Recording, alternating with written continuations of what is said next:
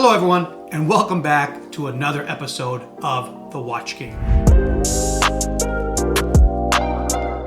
This year marks the 20th anniversary of my acquisition of the PAM 001C Luminor Marina, my first luxury watch. Sidebar, is Panerai a luxury watch brand? Let me know your thoughts in the comments below. So why did I start this video saying that my panty was 25? Based off the serial number on my watch, this PAM 001C was produced in 2000, so it's definitely celebrating its 25th birthday this year. I remember being introduced to the unique aesthetic of Panerai at the PAM market in Thailand, probably in 2004 or 2005. I was locked in an intense negotiation for a knockoff version of the Luminor. In the end, I decided to walk away from that purchase, but it did inspire me to start hunting for the real thing. I wound up buying this piece in 2005 from Marcus Schaub at Silver Magic, who, it turns out, is still in the industry. A quick web search shows that he is currently principal of CC Watches in Monte Carlo. Definitely look him up. He's an honest dealer. So with that, I'm gonna flip the camera and talk about the specifics of my Luminor Marina. Okay, so I bought this watch with box and papers, so it's a full set. Let's remove the outer box. The inner box is Hallmark Panerai Pearwood, so just gorgeous presentation, very simple. The watch was also sold with this OEM rubber strap, which coincidentally I've never had the opportunity to use.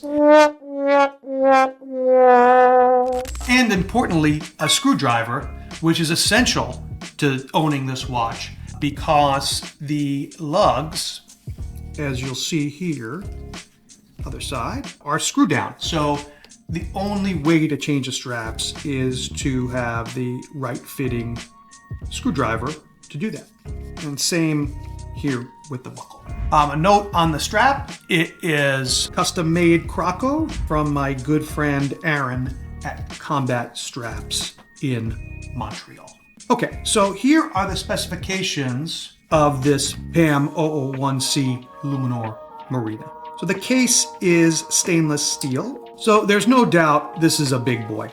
44 millimeter case diameter, a little wider if you factor in that iconically Panerai crown guard.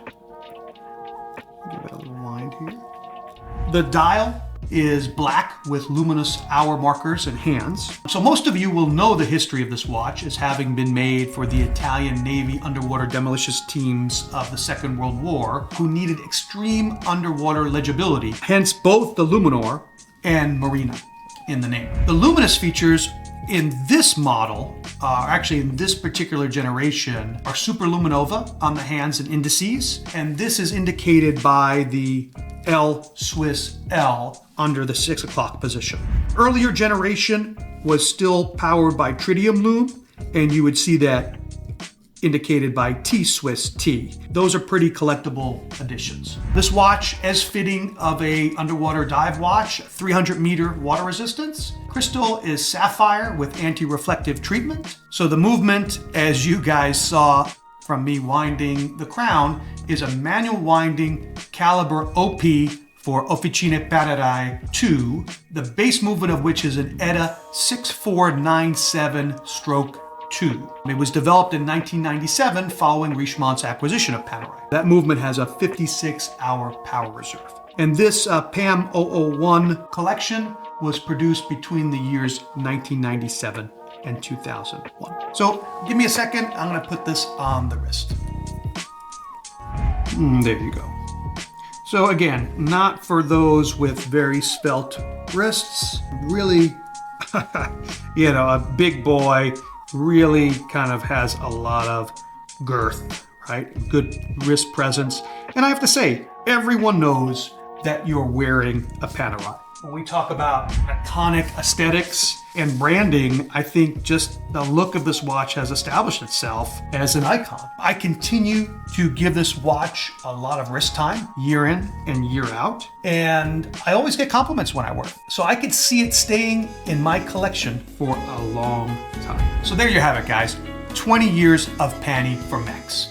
Hope you enjoyed this walk down memory lane celebrating this iconic watch. Please remember to smash that like button and subscribe if you want to see more content like this. Thanks. Bye-bye.